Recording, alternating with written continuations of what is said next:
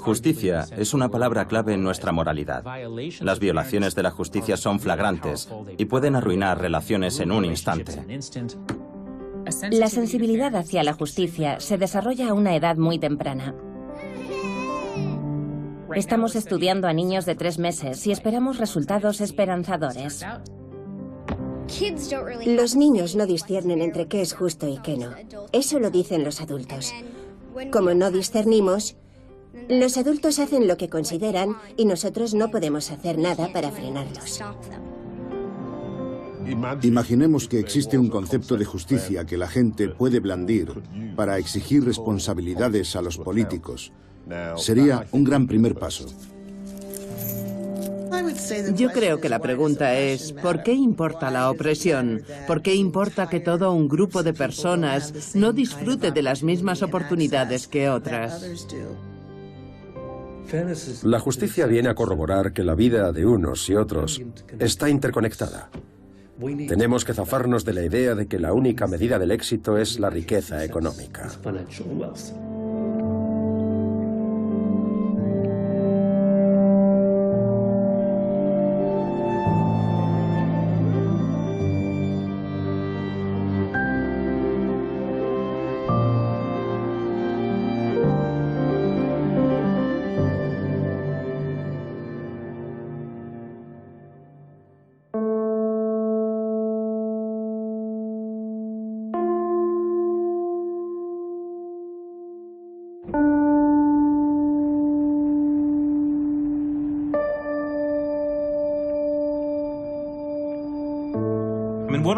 Uno de los rasgos más sorprendentes del mundo moderno es que la desigualdad se ha abierto camino en los países democráticos sin despertar una verdadera repulsa popular. ¿Cómo es posible que tanta gente considere justas las enormes desigualdades que existen? ¿Por qué la gente acepta un tipo de sociedad en el que hay un ganador absoluto?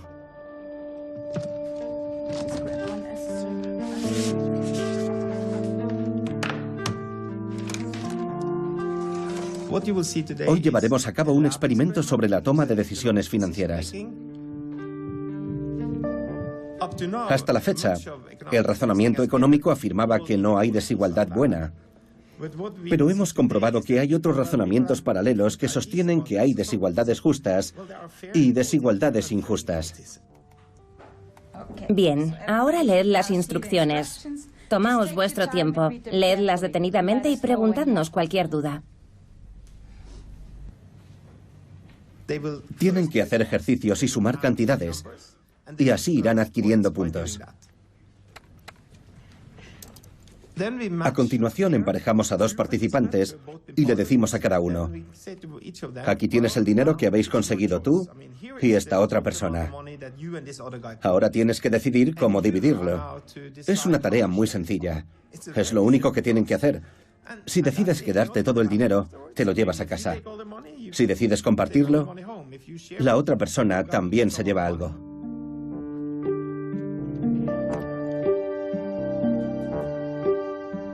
Queremos que tomen decisiones en un contexto en el que de verdad se jueguen algo.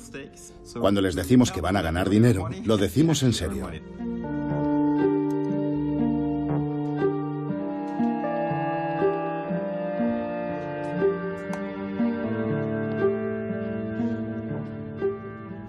Bien, estos han sido los resultados de este experimento.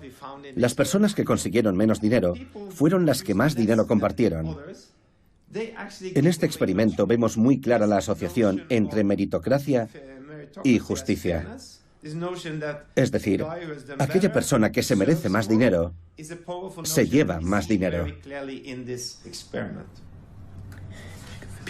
La gente está dispuesta a aceptar casi cualquier desigualdad, siempre que sea el resultado de una competición. Esto sucede, por ejemplo, en el deporte. Aunque alguien gane por una diferencia mínima de 1 milésima de segundo, se merece el oro y todo lo que le rodea, y nos parece justo. Y esa lógica la hemos extrapolado al ámbito económico. Tenemos que analizar detalladamente qué idea de justicia están transmitiendo las instituciones a nuestras futuras generaciones. En Noruega se trata a los niños de manera muy igualitaria hasta que cumplen los 12 años, antes de la adolescencia. Por ejemplo, si en el recreo tu equipo está perdiendo en un partido de fútbol, se te permite meter a un jugador más para equilibrar los equipos. No obstante, en cuanto los niños entran en la adolescencia, las instituciones noruegas pasan a basarse mucho en la meritocracia. Se premia a quien obtiene los mejores resultados deportivos, se ponen notas. Esa es la forma de justicia que se promueve, y la gente se amolda a ese sistema. Hay un detalle que resulta fascinante. Cerca del 30% de las personas no dan nada, no le dan nada al otro participante. Los estudiantes, especialmente los de las carreras de negocios, son casos aparte. Dejando a un lado a los niños pequeños, son las personas más egoístas con las que hemos trabajado. No hay nadie más egoísta que los estudiantes de negocios.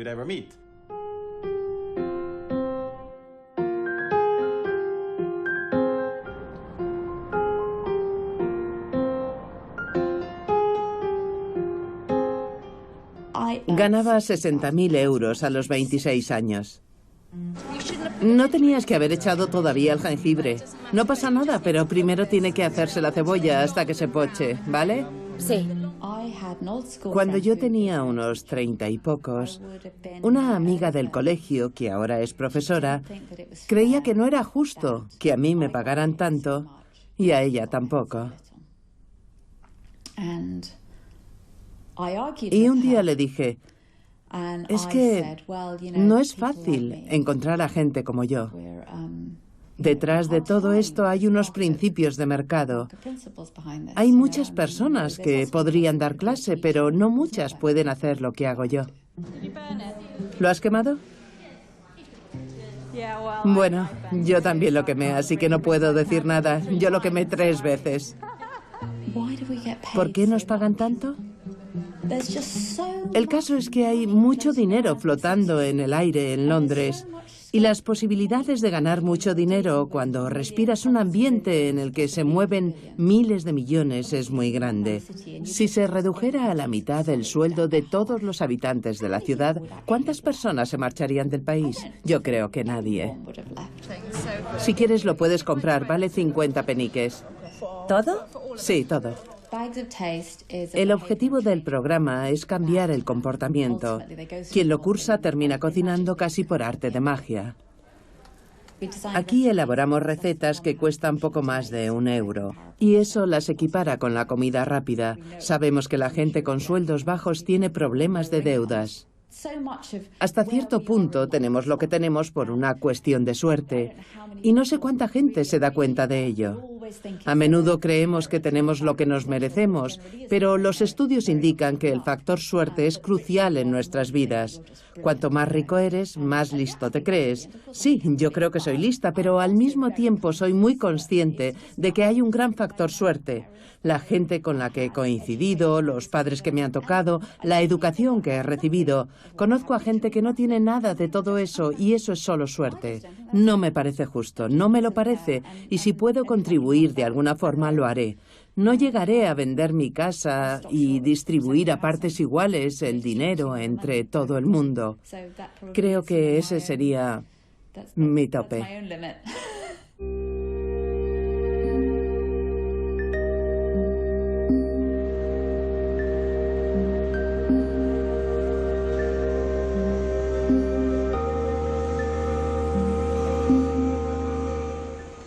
Londres es un patio de recreo para los ricos, una cinta de correr para la clase trabajadora y un almacén para los pobres. Y mi propósito, mi objetivo, es probar algo nuevo. Me gustaría iniciar un debate sobre la justicia, cuyo resultado sea que los habitantes de Londres desarrollen su propia idea de justicia, no la de los políticos. Os seré sincero, a mí me cansa sobremanera escuchar a alguien explicar qué es justo y qué no lo es, como si fuera algo evidente. La justicia está en vuestras manos, en las de los habitantes de Londres. Vosotros decidís qué es lo justo.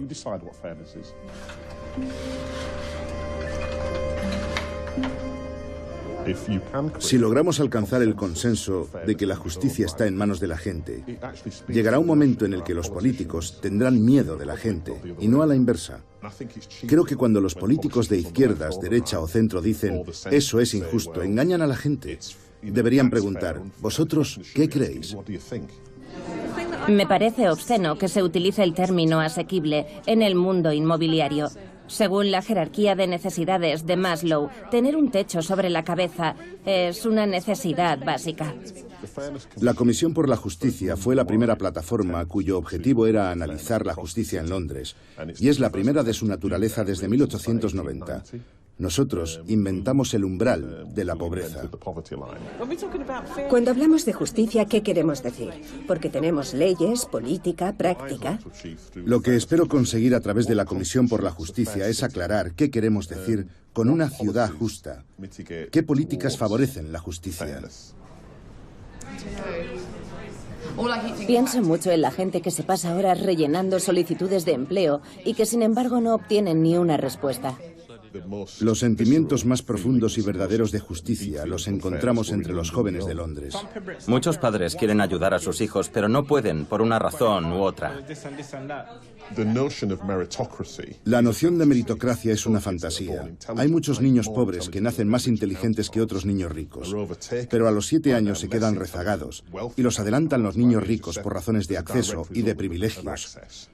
Eso no puede ser beneficioso para la sociedad.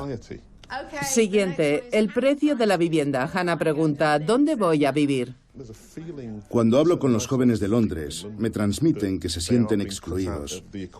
Y sinceramente, no me gustaría ver que una ciudad tan importante ha llevado a cabo una especie de limpieza social.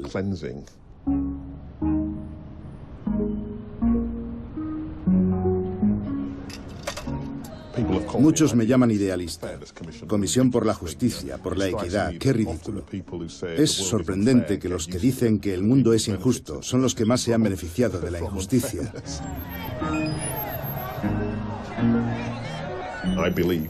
Creo que todos nacemos con el sentimiento de justicia, pero que la sociedad moldea a las personas para que se lo salten sin preocupación. También puede ser que la sociedad cree el contexto idóneo para que obedezcamos a nuestra naturaleza.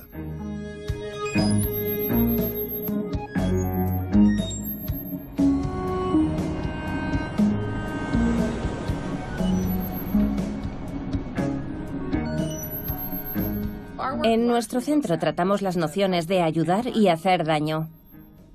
Pero qué cabezota más grande. Tu tiburón. La gente se debería tratar de una forma justa y tengo mucha curiosidad por descubrir si todo esto tiene su origen en la niñez. Luna, ¿quieres jugar con nosotros? ¿Me acompañas a jugar? ¿Sí? Bien. ¿Y puede venir mamá? Sí, genial. En este estudio nos preguntamos si los niños responden con buenas maneras a quien se ha portado bien con la gente y si responden con más brusquedad a quien se ha portado mal con la gente.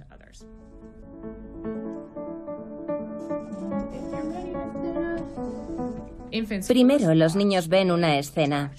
En ella aparece un personaje que es incapaz de escalar hasta lo alto de un cubo, en el que hay un avión de juguete.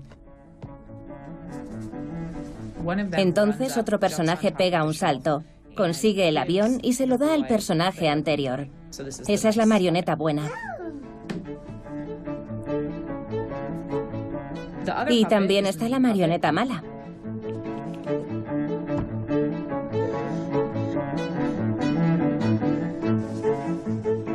Oh, vaya, un pato.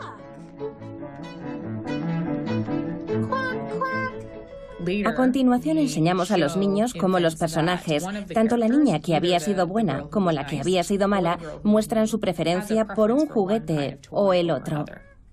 El objetivo es ver si los niños responden de forma distinta, dependiendo de si antes el personaje se había portado bien o mal. Hola, amiguita. ¿Me puedes dar uno?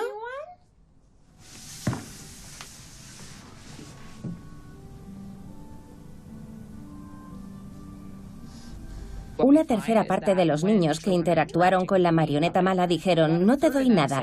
La otra tercera parte le dio el juguete que no le gustaba. Y la última tercera parte, el juguete preferido de la marioneta. Es decir, que les importó muy poco ser agradables si antes la marioneta se había portado mal. ¿Me puedes dar uno?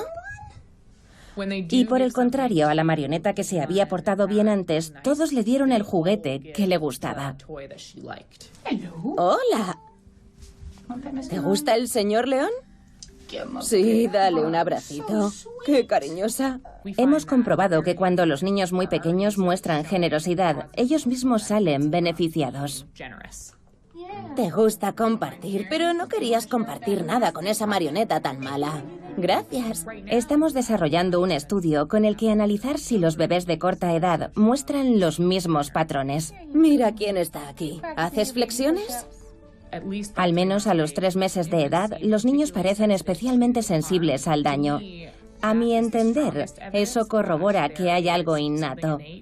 Creo que es poco probable que con tan poco tiempo de vida detecten comportamientos antisociales en su entorno. Animales. ¿Marionetas de animales? ¿Quieres las de animales? No. Uno de los comportamientos que más nos ha sorprendido es que parece que los niños no son nada objetivos. Les gusta que ayudemos a personas desconocidas y a aquellas personas que les caen bien, pero también les gusta que nos portemos mal con quienes no les caen bien. ¡Hola! ¿Quieres una? Le encanta el pan crujiente. No me gusta el pan crujiente. A los niños de 9 meses les gusta que te portes mal con aquellos a los que no les gusta comer lo mismo que ellos.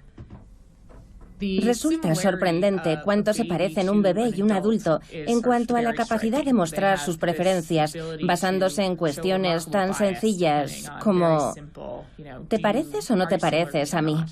Todo para mí. Es decir, que todo indica que los orígenes de los gustos, el buen comportamiento y la justicia están presentes a una edad muy temprana, pero también lo está a dar prioridad a las preferencias del grupo y a descartar gustos que difieren de los propios. Así, desarrollarse supone aprender a diferenciar entre qué comportamiento es justo y cuál es erróneo.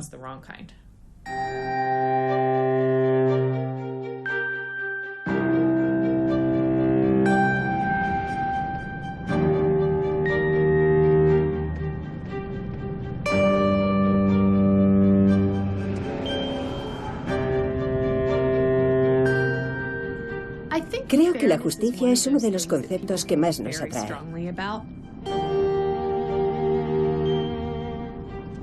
Nos interesa especialmente dar respuesta a la pregunta ¿por qué? ¿Cuál es la función evolutiva de este comportamiento? Hemos llegado al centro de primates. Vamos a entrar y conocer a los monos.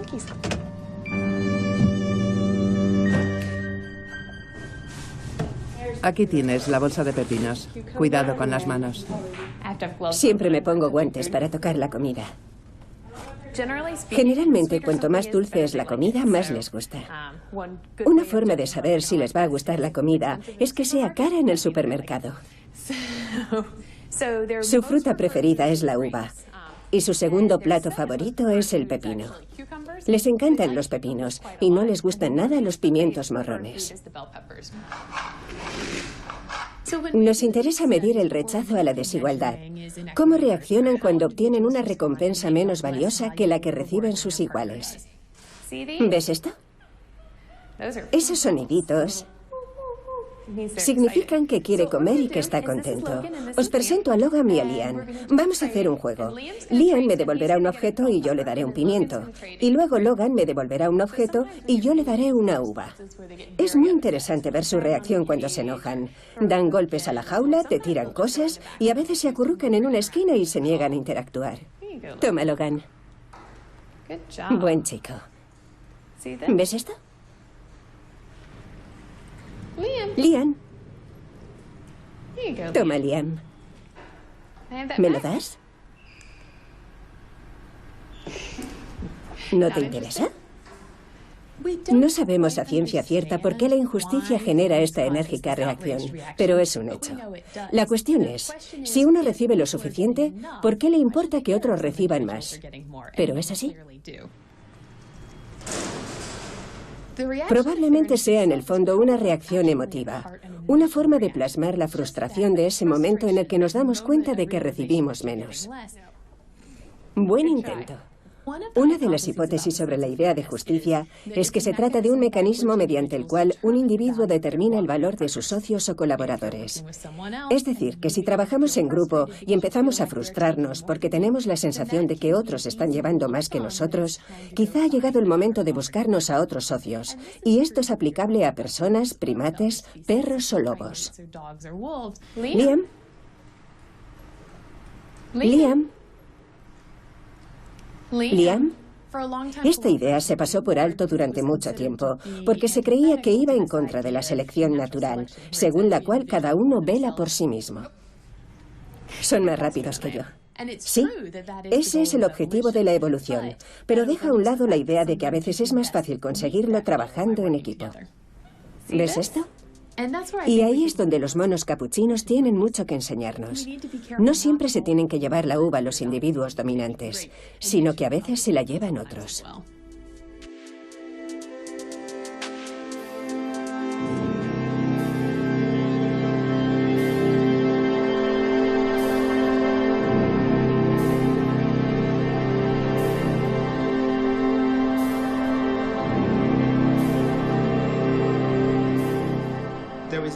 Hay muchas cosas a tener en cuenta acerca de la situación de los pobres o de los hogares unipersonales en Estados Unidos y en Europa.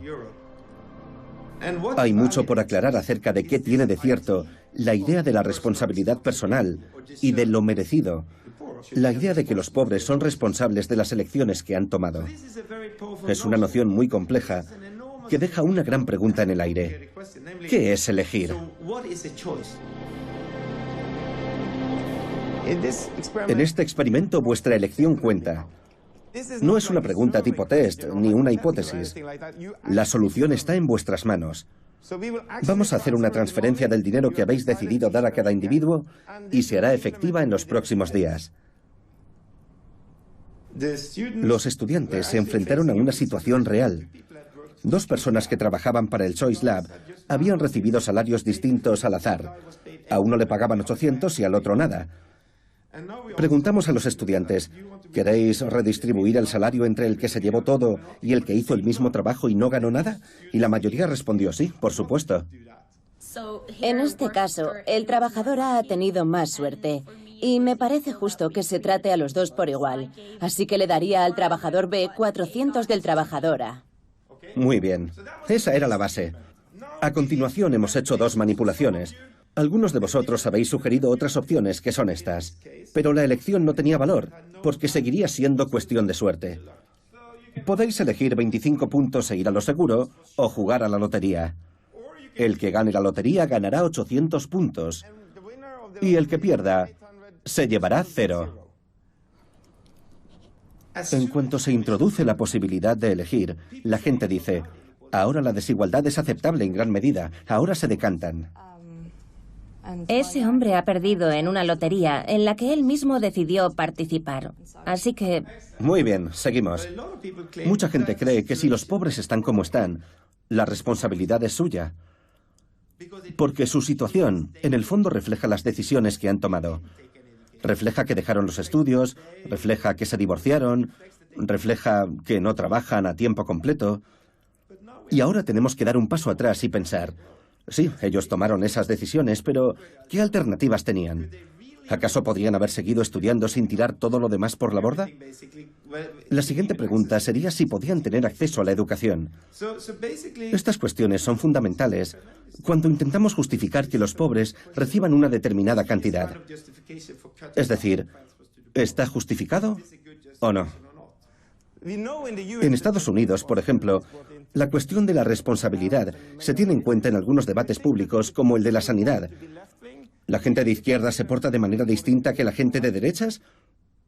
¿Alguna opinión?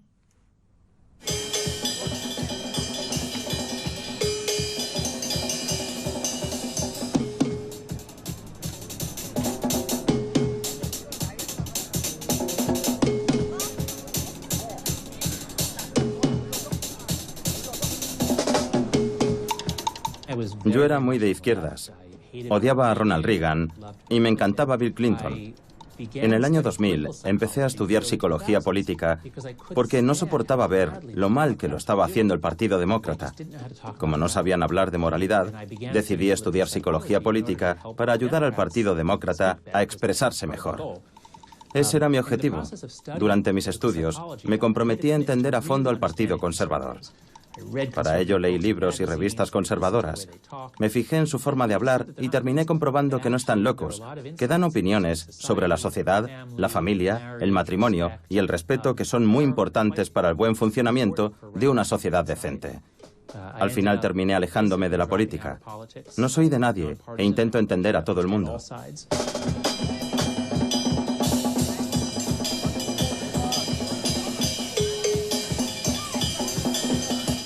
La izquierda se centra especialmente en la igualdad. Su objetivo es que grupos sociales distintos tengan las mismas oportunidades, algo que no sucede. Existen grandes diferencias raciales en riqueza, salud y educación. Si nos centramos en igualdad de oportunidades, está claro que no existen, y la izquierda se centra en eso. Pero si lo analizamos por proporcionalidad, lo que debe recibir cada uno en función de sus ingresos, hay determinados grupos étnicos con tasas de empleo y de matrimonio mucho más altas, gente que se centra en cuerpo y alma en sus hijos. Los asiáticos que viven en Estados Unidos son más ricos que los blancos. ¿Es justo? La derecha diría, no, si trabajas mucho, deberías salir adelante.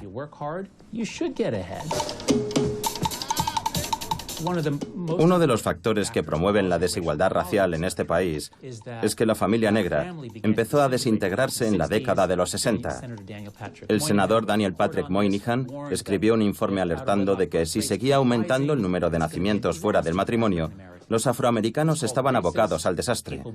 Empezaron a llamarle racista, a decirle, ¿cómo te atreves a atacar a los negros afirmando que han contribuido a crear las desigualdades y problemas sociales? Al final resultó que Moynihan tenía razón, y sus predicciones se quedaron cortas.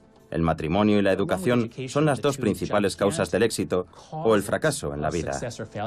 Si uno crece en el seno de una familia desestructurada, sin unos padres casados, es poco probable que ascienda socialmente, mientras que si uno tiene unos padres que están casados, es probable que progrese. El resultado es que nuestros científicos sociales prefieren no partir de hipótesis basadas en la demonización de grupos sociales. Y por lo tanto, no hay homogeneidad en lo que respecta a la importancia de cuestiones como la raza, el sexo, la clase o los grupos políticos. Un día retuiteé un hilo sobre privilegios en el que se hablaba de un supuesto. Un día vas al banco y tienes $1 millón en la cuenta, pero no tienes ni idea de dónde ha salido. Sabes que no lo has ganado trabajando. Al principio no sabes bien cómo reaccionar, pero al final empiezas a gastarte ese dinero. Te lo gastas en cosas importantes para ti, en tu familia, tus amigos, en tu hipoteca, en matricular a tus hijos en un buen colegio, en ahorrar para la universidad de tus hijos, en cosas útiles. Y entonces pasas a convencerte de que en el fondo ese dinero era tuyo, porque ya ni te acuerdas de cómo era la vida sin ese dinero. Te convences de forma muy natural de que ese dinero era tuyo porque te lo merecías. Y si alguien se atreve a querer quitarte ese dinero que ni siquiera era tuyo, lo tildas de ladrón. Pero no te cayó gratuitamente. Es un dinero conseguido con el sudor de mucha gente, a la que se lo has robado sin querer y a la que no se lo quieres devolver. He tenido 60 alumnos de tercer grado, de 9 años, que son brillantes, que están llenos de curiosidad, que son reflexivos, divertidos, amables, son todo lo que la gente cree que no son. Todos menos uno eran negros y todos vivían en barrios desfavorecidos. Creo que cuando los niños experimentan desigualdades, su imaginación se resiente en gran medida. Los niños ven las instalaciones que tienen otros colegios y se preguntan, ¿por qué mi colegio no es así? El resultado es que terminan interiorizando eso y se ven incapaces de convertirse en referentes. Muchos dirán que esto lo digo por ser políticamente correcta, pero no, lo digo porque creo que hay que tratar a las personas como personas. Creo que las personas marginadas deben tener las mismas posibilidades que las que no lo son.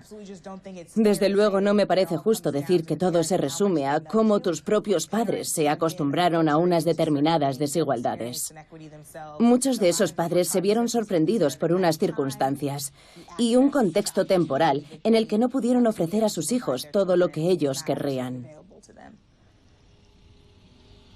Los privilegios son una realidad y te das cuenta cuando los sufres en tu propia piel. Afecta a todas las capas de la sociedad y a todas las franjas de edad imaginables.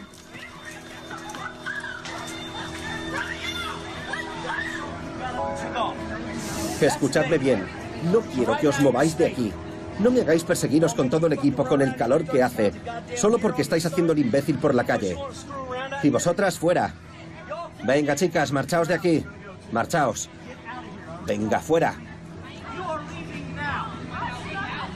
Nos gusta pensar que vivimos en un mundo en el que sistemas del pasado como la esclavitud, el colonialismo o el feudalismo ya no influyen en nuestras sociedades. Hemos oído cuál era el resultado de las injusticias en el pasado y nos alegramos de que aquellos días sean historia. Sin embargo, en realidad, somos sociedades poscoloniales, sociedades posesclavitud, posfeudales, lo que significa que algunos rasgos de aquellos sistemas sí siguen vigentes.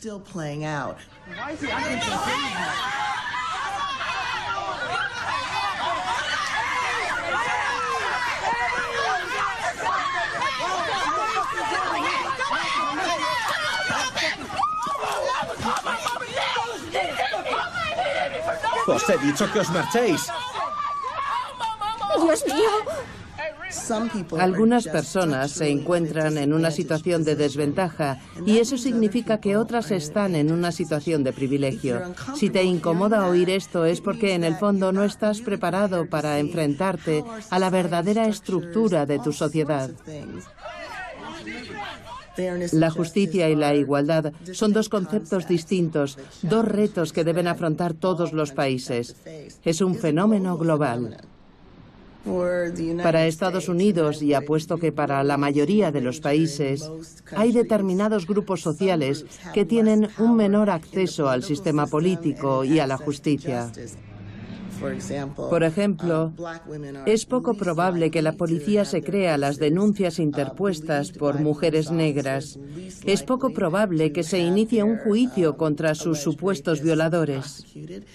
Es poco probable que en caso de que estos sean llevados ante la ley, los condenen. Y en caso de que así sea, es probable que sus condenas sean mucho menos duras que las aplicadas a otros individuos en situaciones similares. Todo esto viene a corroborar que si bien todas las mujeres son vulnerables, al final las consecuencias del trato que reciben y la credibilidad que se les da se filtran a la jerarquía social y se genera un problema de difícil solución. Les pasan esas cosas por ser quienes son y no pueden pedir responsabilidades por ser quienes son.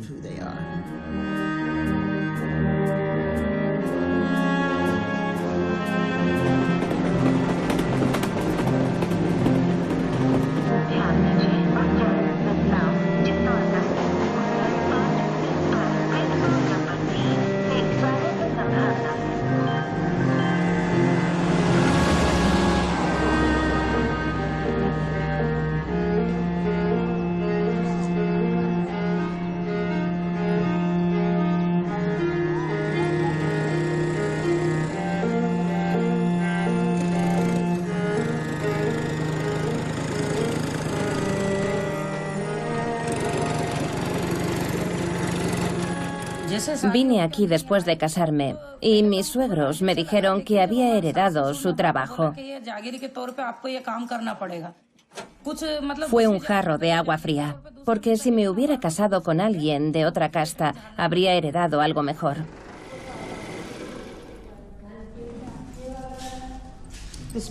Pero no, ahora limpiaría letrinas de otras personas. En nuestra colonia había unas 300 casas. Mi cuñada y yo teníamos que limpiar cada una 150 casas al día. Aunque la ley prohíbe obligar a alguien a transportar excrementos, teníamos que limpiar las letrinas de policías y funcionarios. ¿Qué otra nos quedaba? Solían pagarnos $1.50 al mes. Y si queríamos comer, teníamos que trabajar. ¿Qué alternativa teníamos? Se supone que tenemos que ocultarnos tras este velo y que no podemos mirar a nadie ni hablar con nadie, como si fuéramos máquinas limpiadoras.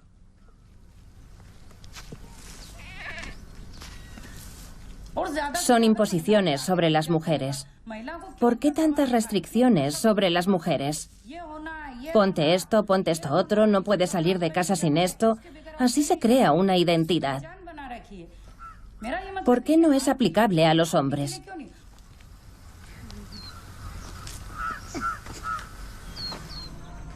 Después de casarme me di cuenta de que no había terminado la educación básica. Rellené los impresos y me matriculé. Tuve que seguir limpiando letrinas hasta que terminé el instituto. Entonces dejé de limpiar letrinas. Pero las profesoras de castas superiores empezaron a causarnos problemas. Decían a nuestros hijos: tu madre ya no trabaja para nosotros, no queremos darte clase. Y los mandaban al fondo del aula.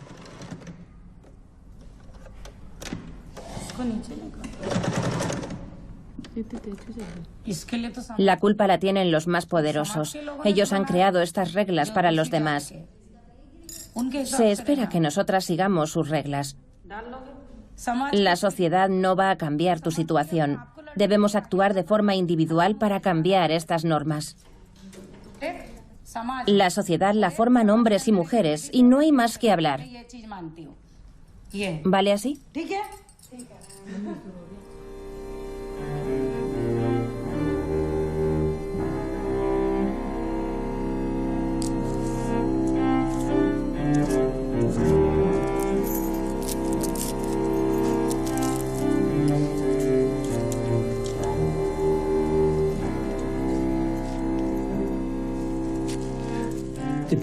Si queremos analizar la historia de la injusticia a lo largo de los siglos, la encontraremos en los libros de impuestos y en la literatura más antigua, como por ejemplo en la Piedra Roseta. Ahí encontramos verdaderos códigos impositivos que van conformando en gran medida el concepto de la justicia social.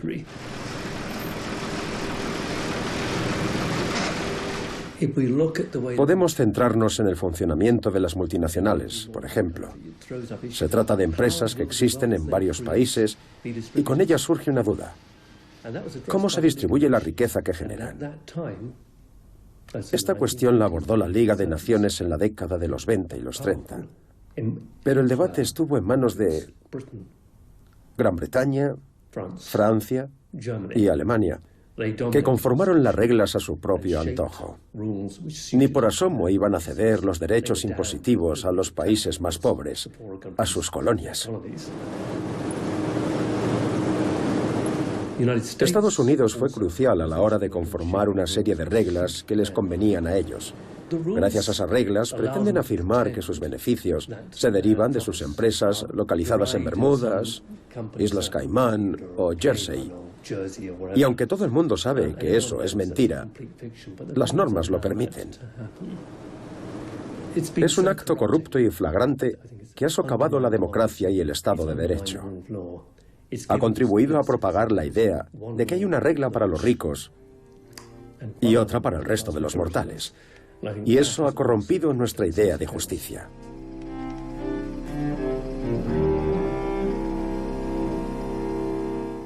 ¿Qué alcance tiene esta economía extraterritorial? Solicité una investigación al respecto a una agencia especializada y se elaboró un estudio a partir de datos de 2010. El resultado desvela que hay entre 21 y 32 billones de dólares de riqueza privada, exentos de impuestos. Para aquellos cuyo sueldo no se mide en billones, un billón significa 1.000.000 de millones, estamos hablando de tales cantidades indecentes de dinero que no están siendo sometidas a impuestos.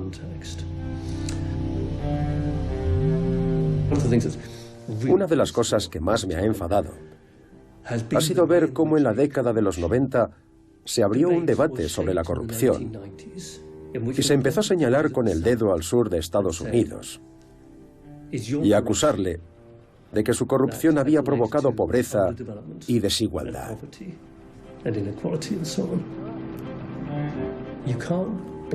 No se puede culpar al sur por no velar por todos los derechos humanos, cuando el sur no dispone de medios, y sobre todo de medios económicos.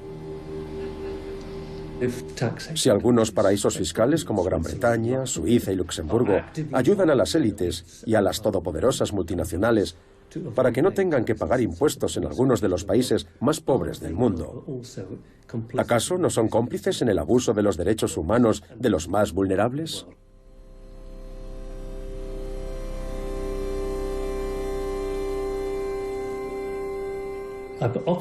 Muchas personas que saben más que yo, personas con más experiencia, profesionales, académicos, me han llegado a decir: John, sabemos que el sistema es injusto, pero no se puede cambiar.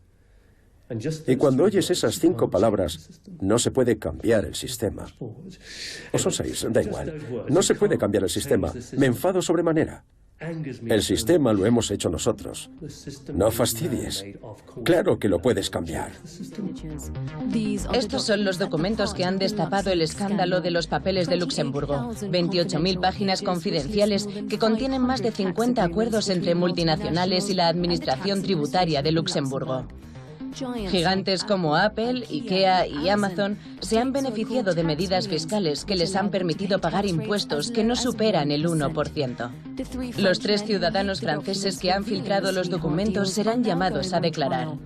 El principal sospechoso es Antoine Deltour, antiguo empleado de la auditora PricewaterhouseCoopers. De ser considerados culpables, deberían hacer frente a 10 años de cárcel y una multa de más de 1 millón de euros. Mi decisión de tirar de la manta fue muy meditada. Me gustaba trabajar como auditor. Era mi primer empleo y me sentía valorado. De hecho, me ascendieron antes de dejarlo. Descubrí que algunas empresas no eran más que holdings, que no tenían una actividad económica real, que simplemente tenían su dirección en Luxemburgo para redirigir los beneficios generados en los países en los que se obtenía realmente el rendimiento económico. Es decir, estaban en Luxemburgo para evitar pagar impuestos.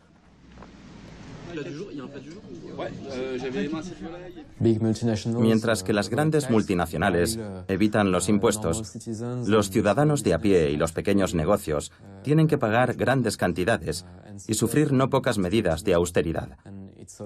Y eso se debe en parte a que esas mismas multinacionales utilizan servicios públicos como carreteras o mano de obra cualificada. Por esa razón, deberían contribuir con los servicios públicos, y no lo hacen. Así que no es justo. Los ciudadanos no disfrutamos de muchas oportunidades para cambiar las cosas, pero yo era consciente de que aquellas prácticas eran erróneas y sabía que la opinión pública y los políticos también se merecían saberlo. Un caso bochornoso para el antiguo primer ministro de Luxemburgo, Jean-Claude Juncker. Hoy preside la Comisión Europea, que quiere priorizar las cuestiones fiscales. La evasión fiscal cuesta a la Unión Europea 1 billón de euros al año. No hay día que no piense en las consecuencias de los papeles de Luxemburgo. Y sobre todo, conforme se va acercando el juicio. Pienso que puede pasar de todo. Creo que no me meterán en la cárcel. Pero puede que me hagan pagar 1 millón de euros. No sé. Es mucho más de lo que puedo pagar. Es una posibilidad. This is a threat.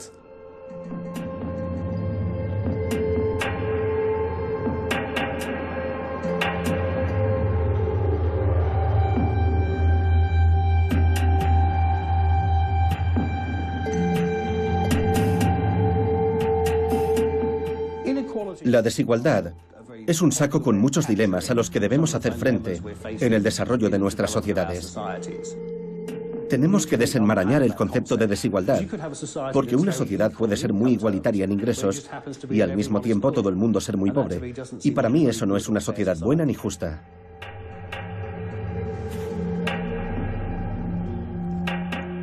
Para mí, justicia significa analizar la situación para asegurarse de que todo el mundo sale bien parado. Eso sería lo correcto.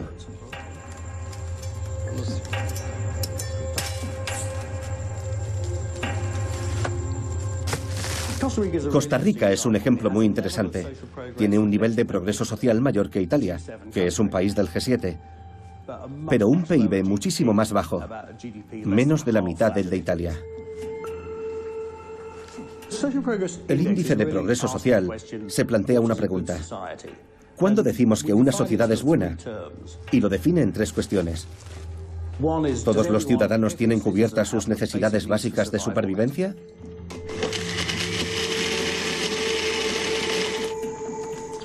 ¿Todos los ciudadanos tienen los ladrillos con los que construir una vida mejor, como la educación? Y por último, ¿todos los ciudadanos tienen libertad para perseguir sus sueños sin ningún impedimento? ¿Tienen derecho a elegir? Esos valores son una buena vara de medir en una sociedad justa.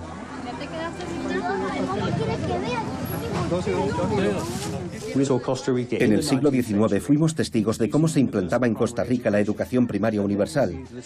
Y en el siglo XX vimos a un país que daba prioridad al bienestar de sus ciudadanos en aspectos como abolir la necesidad de un ejército o establecer un estado de bienestar en la década de 1940.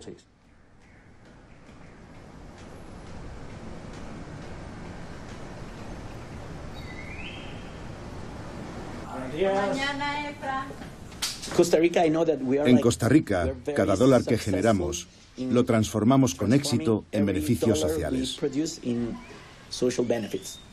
Si tienes un buen sistema educativo y sanitario, puedes llevar una vida decente, aunque no seas la persona más rica del planeta. Las cargas sociales. Tienes que sentir que vives en una sociedad justa si de verdad quieres mejorar, y mejorar también, por tanto, tu comunidad.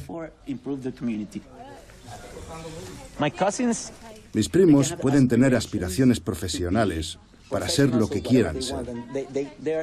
Pueden de verdad imaginarse su futuro a su gusto. Y eso es algo único en este país. No es tan habitual como pueda parecer.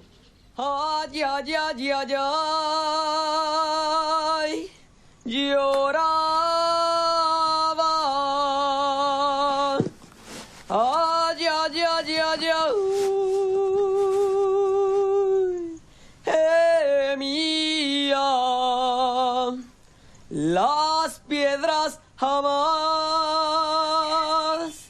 paloma, ¿qué van a saber?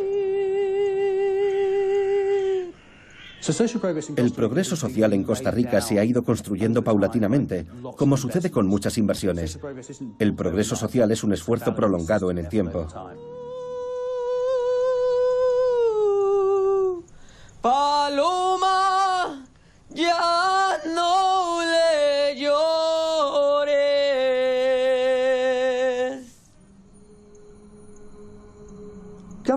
En lo alto de la pirámide están los gobiernos, y la ley la controlan ellos. Como decía Max Weber, tienen el monopolio de la violencia en la sociedad. Ellos pueden revertir la situación.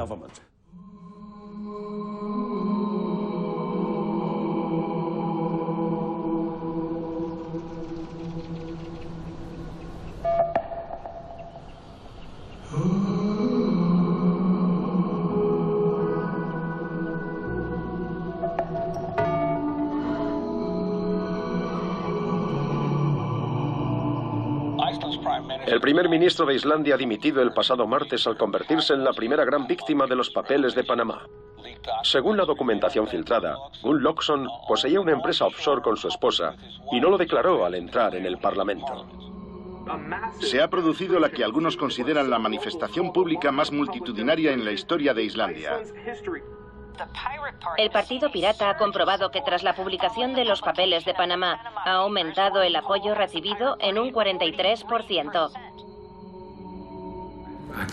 Sí, es cierto que pasamos de un 5% a un 43%, si bien luego hemos bajado ligeramente. Ahora las encuestas hablan de un 31,8%, así que vuelve a reinar el optimismo. La gente tiene distintas ideas de qué es la honestidad y la verdad, pero nuestro objetivo es crear una democracia participativa. Así que debemos ser sinceros y directos a la hora de evaluar nuestros sentimientos y opiniones.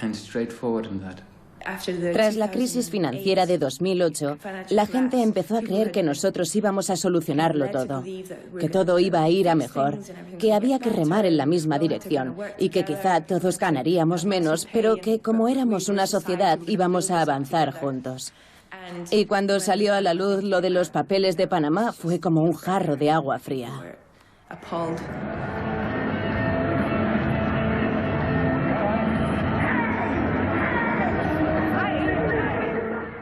Aquel día se respiraba muchísima energía y una sensación de unísono, como si dijéramos, ya estamos hartos de estos mentirosos.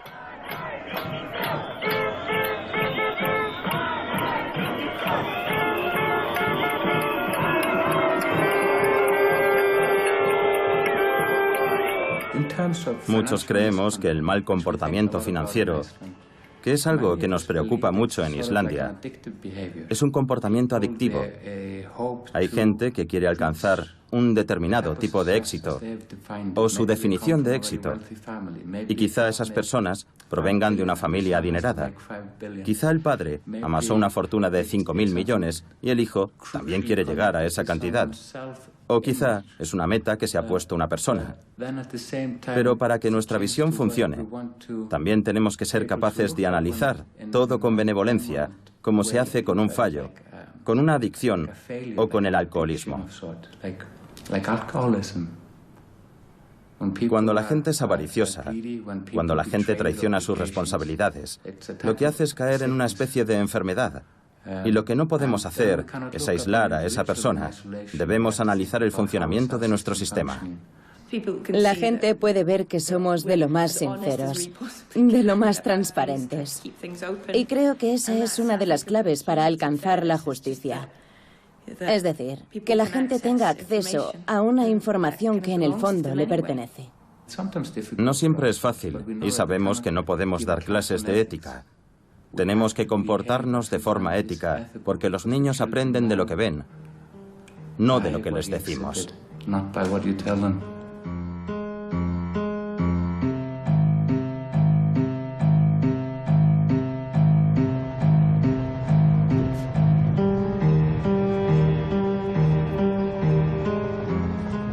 Los niños no disciernen entre qué es justo y qué no lo es. Eso siempre se lo dicen los adultos. Si tu madre te dice, cómete el pescado, y yo creo que no es justo, lo hago de todas formas porque es mi madre. Y como nosotros no discernimos, los adultos hacen lo que consideran. Y nosotros no podemos hacer nada para frenarlos.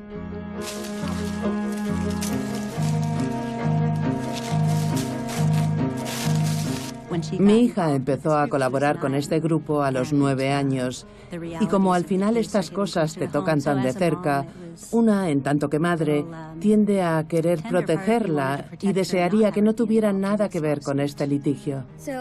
Entran los 21 demandantes y nosotros estamos allí, esperando. Y tardan lo suyo en entrar. Luego nos pasamos 2 horas en un juzgado escuchando a personas mayores acerca de lo que ellos creen que está bien y está mal. Tengo el corazón dividido. Por un lado, estoy orgullosa de que mi hija participe en algo así, que escuchen su opinión y de que se exprese. Hay una taza y 2 platos. Ahora buscamos más. Vale. Los voy colocando. Lo que pedimos al gobierno es que se haga responsable de sus acciones y también le pedimos que se asegure de que nos deja un planeta y un medio ambiente para la próxima generación y para la siguiente. Hola, Julia. Me alegro de verte. Igualmente. Gracias por invitarme. Emprendimos medidas legales en los 50 estados de Estados Unidos y también contra el gobierno federal, y otros han seguido nuestro ejemplo. Hay otros países en los que también ha habido denuncias, como en Pakistán. Allí la semana que viene hay un juicio promovido por los jóvenes. O en la India, el tribunal comprende lo importante que es esta acusación y las decisiones no suelen tardar en llegar. Los niños presentan demandas contra su gobierno a través de la Public Trust Doctrine, que es una doctrina jurídica con mucho recorrido. Tiene su origen en la antigüedad y es muy sencilla. Estipula que el gobierno es administrador de los recursos naturales fundamentales, es decir, de todo aquello que es vital como el aire y el agua, y que los ciudadanos, entre los que se incluyen las generaciones futuras, son los beneficiarios. Gracias a gente como Hazel no pierdo la fe. Tengo mucha fe y esperanza. Los jóvenes del estado de Washington ya han ganado un caso siguiendo este sistema.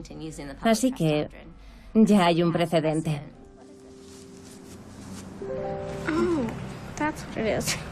No me gusta.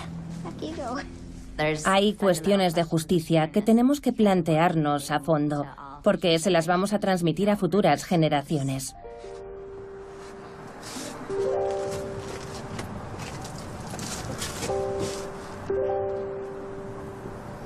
Hay una mariposa en el suelo.